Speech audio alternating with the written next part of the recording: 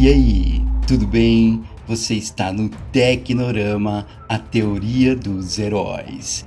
Os Eternos chegaram no MCU e vocês não imaginam como eu estava ansioso para compartilhar minha visão com todos vocês neste review. Spoilers à frente, então se você ainda não viu o filme, é hora de fugir daqui. Preparados? Então, bora!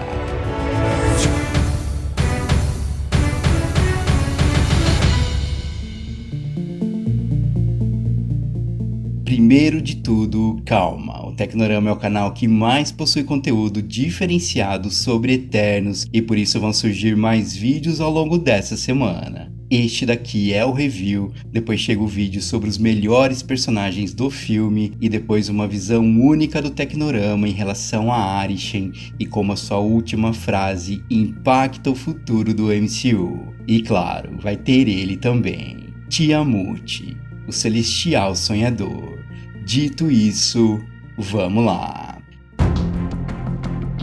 Dias atrás eu postei um vídeo a respeito de como as críticas negativas exaltavam vários tipos de preconceitos no filme. Preconceitos velados, aliás. E na boa, depois que você assiste Eternos, isso fica ainda mais evidente. Fora do padrão da Marvel, personagens novos e sem carisma, roteiro péssimo, eu acho que não. Portanto, não há como não notar o desserviço que essas críticas estão fazendo ao filme da Marvel e como isso impacta na bilheteria e no hype dos fãs. Ser influenciado por tanta negatividade vai causar um impacto gigantesco neste filme. Sério. Mas quando o filme começa, toda essa carga negativa começa a se dispersar aos poucos. E eu digo aos poucos porque confesso que no começo do filme, apesar das cenas de ação na Babilônia serem boas, as interações eram bem duvidosas e eu já estava pensando, realmente pode ser uma bomba. Só que o ponto de virada para mim foi a descoberta da morte de Ajak por Ikaris Cersei Sprite. A partir dali, as coisas começam a fazer sentido e a se encaixar, principalmente porque a solução em ir em busca dos outros Eternos funciona bem demais. E é conhecendo o que cada um faz hoje em dia que a nossa conexão com eles acaba se tornando mais forte. Afinal, estamos falando de um número absurdo de personagens e não é fácil encontrar empatia logo de cara. E deixar Ikaris e Cersei a cargo dessa tarefa faz a ligação deles ficar tediosa demais e com aquela sensação que eu já tinha nos trailers. A química ali não daria certo não. E realmente não dá. Tirando Sprite de lado, que está incrível no filme e que também participa dessa missão com eles, Ikaris e Cersei cansam demais, mas as descobertas dos demais Eternos conseguem ser bem competentes. E é aí que a diversidade e a representatividade ficam evidentes e com uma sensibilidade poucas vezes vista no MCU. Cada Eterno com a sua particularidade consegue mostrar pra gente que viver dramas humanos já faz parte de sua essência. E o roteiro neste ponto consegue ser tão natural que, como eu disse ali atrás, vai muito além da má fé dos críticos. Não dá pra aceitar o que tá acontecendo. Mas enfim, isso não significa que o filme não peque em vários momentos. Como editor experiente que sou, sério, Eternos peca demais no clímax das principais cenas devido à sua montagem quase patética e que pode até soar pesado. Mas sim, estamos diante de um material incrível, mas com uma montagem e edição que erram demais em idas e vindas, que no final das contas só serve para embaralhar a cabeça do fã. Na boa, se a edição fosse linear na linha do tempo, o resultado seria bem melhor. O recurso de não linearidade de eventos em filmes só funciona muito bem se o roteiro permitir isso. E se a edição demonstrar isso enfaticamente com efeitos que remetem à viagem no tempo ou cortes de tela que deixam claro essa viagem, tudo ficaria melhor, coisa que não acontece em Eternos. Estamos no passado, depois presente, passado de novo, e mesmo com lettering indicando as eras, as transições são ridículas. Então, faltou um cuidado maior aqui, faltou uma transição épica como vimos, por exemplo, na série de Loki, quando no início do último episódio passamos pela linha do tempo sagrada antes da ramificação do multiverso. E ter essa ideia era tão simples que, sério, é quase imperdoável. Mas é justamente por esses erros que eu não sei se o roteiro tem tantos problemas assim. Roteiro. Para você que leu as principais HQs dos Eternos, esse roteiro funciona como um verdadeiro almanaque. Um omnibus de Jack Kirby de 1976, Neil Gaiman de 2006 e Charles e Daniel Knauf de 2008. Sim, e eu ainda vi pitadas pequenas de Eternos volume 5 deste ano, do excelente Kieron Gillen. Falar que o roteiro é ruim serve apenas para aqueles que passaram longe das HQs, e a gente sabe que isso representa, talvez, mais de 95% dos fãs do MCU. Eu acho que sim. Mas pensa, como contar uma boa história se a edição e a montagem pecam demais aqui? Pois é, você pode ter a melhor história do mundo para contar que não vai adiantar nada, mas eu não quero dizer que este roteiro é ideal nem que é excelente, porque tá longe disso. É um bom roteiro apenas. Mas essa frase serve só para você. Sim, aqui, em se tratando de Tecnorama, em se tratando de fã raiz de Eternos, mesmo com um roteiro que para a maioria pode ser bem meia boca, eu consegui ver muita coisa além do óbvio e que aqueceu o meu coração de fã de uma maneira absurda. Coisas que, como eu disse, quem não leu as HQs se perdeu na experiência.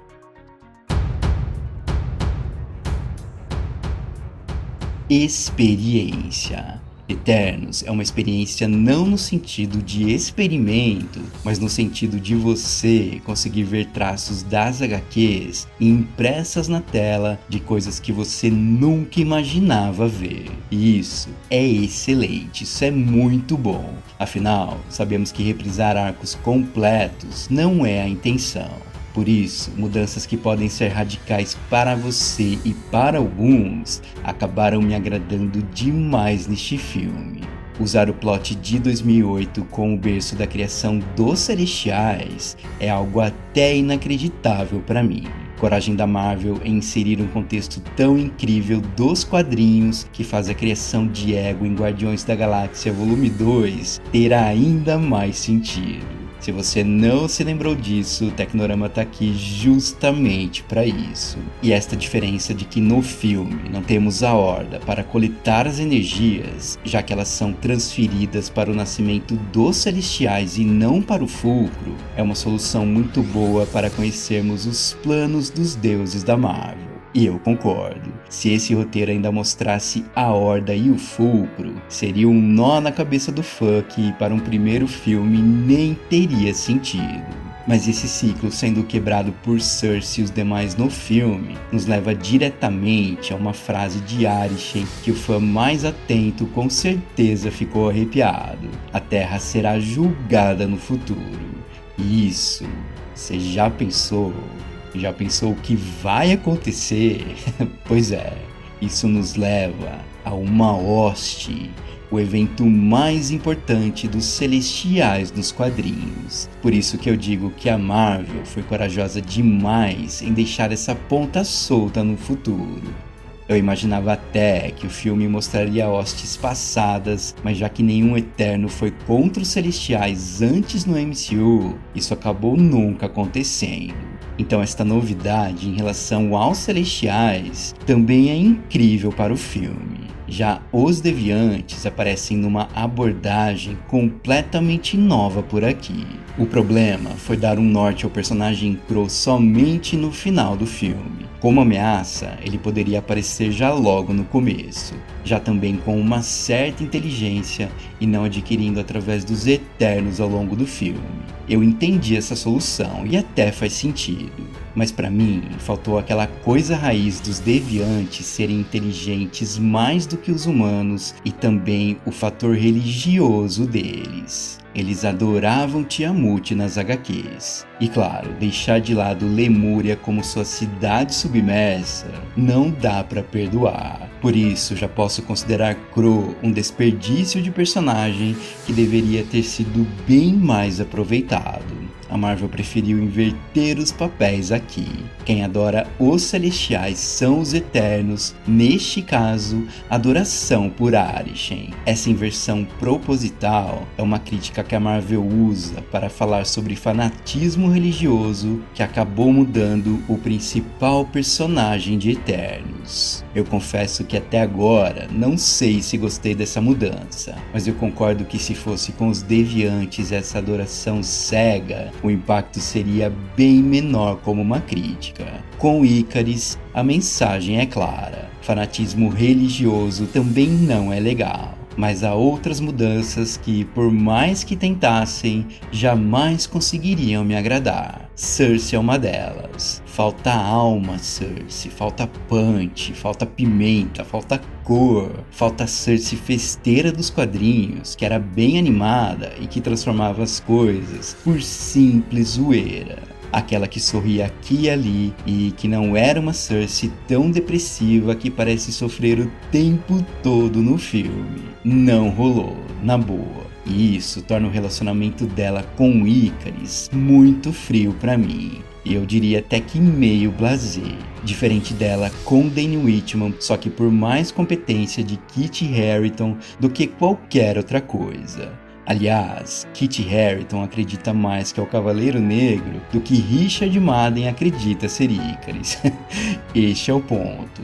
Atuações bem abaixo do esperado destes protagonistas, Richard Madden como Ikaris e Gemma Chan como Cersei. Bom, eu posso falar que os efeitos de Ikaris com seus raios nos olhos são muito fiéis às HQs. Só que estes dois atores juntos entram na lista de coisas que poderiam estar bem melhor no filme. E não dá pra deixar de fora ela também. A Jaqen com Salma Hayek é irreconhecível das HQs e sua calma e compreensão excessivas só fazem eu sentir pena. Aquele lance que a gente viu lá de 1976 com Jack Kirby, com a Jaqen sendo o cara por trás dos Celestiais, fica completamente apagado no filme. Aquele a Jaqen faria muito mais sentido nesse roteiro, mas já que ela se foi, tudo bem, menos mal. Quem ficou vai dar conta do recado. Eu estou falando de personagens secundários, entre aspas, que roubam as cenas e deixam o filme bem mais harmonioso. Mas para estes nomes, a gente já fala no próximo vídeo. O que eu posso adiantar para você é que com eles, o futuro dos Eternos promete demais. E por isso merecem este vídeo especial que também vai ter o futuro de Danny Whitman com a Espada de Ébano. E claro, vai ter ele também, Blade, o caçador de vampiros, porque sim, a voz ao final da segunda cena pós-créditos é de Mahershala Ali, já confirmada pela Marvel. Só pensa nas possibilidades. E claro, a gente vai falar de Harry Styles como Eros, a.k.a. Star Fox, que está com um traje incrível também. Já Pip o Troll. Bem, já adianto que essa solução híbrida 3D não me agradou muito não, mas neste primeiro momento pode ser que eu esteja errado nessa opinião. A gente vai discutir isso a fundo também. Só que outro vídeo especial serão deles, Arishem e Tiamut, que chegam na sequência num vídeo com selo de qualidade raiz Tecnorama. Pois é, se você não notou algumas coisas dos Celestiais, relaxa, você vai pirar a cabeça. Eternos sempre teve uma atenção especial do canal e agora não vai ser diferente, principalmente com um filme que não é tão perfeito, mas que para o fã da HQ tem muito sentido. E se você perguntar pra mim se Jack Kirby está feliz, vai por mim. Jack Kirby está feliz, assim como os demais autores de Eternos ao longo dessas décadas. A diretora Chloe Zhao fez um bom trabalho em entender a magnitude do filme, mas eu confesso que em alguns personagens faltou uma direção mais incisiva e que extraísse a verdade deles. Nisso ela pecou, com certeza, além de ter uma montagem e edição bem complicada e traumática. Só que a gente não sabe até que ponto isso é culpa dela também, então vamos pegar leve por aí. A Chloe que a gente conhece de outros filmes está muito bem representada nestas cenas incríveis e belíssimas de Eternos. Há tempos a gente não viu uma cineasta tão capacitada como ela, e eu espero ver ela de novo no MCU.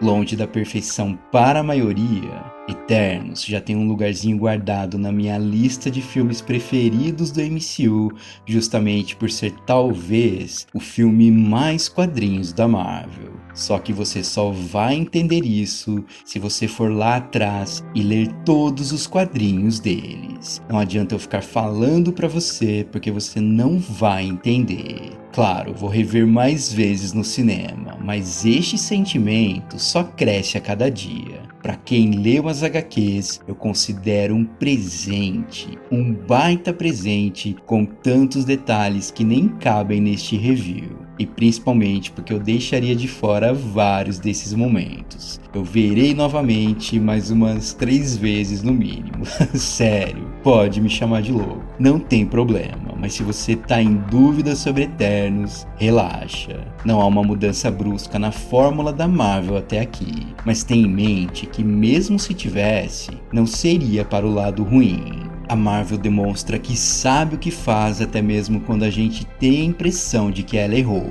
O filme muda vários conceitos e dá um ar de frescor nunca visto no MCU. Para o fã raiz das HQs como eu, mesmo com esses erros, não dá pra negar. É emocionante ver Eternos no MCU.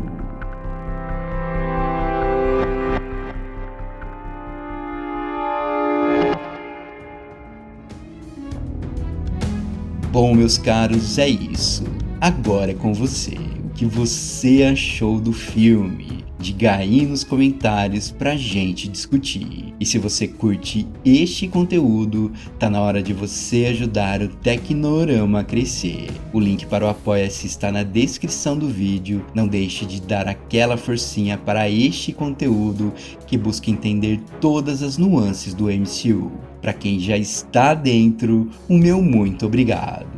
Deixe o seu like, o seu comentário, espalhe a palavra, porque este é o Tecnorama, a teoria dos heróis.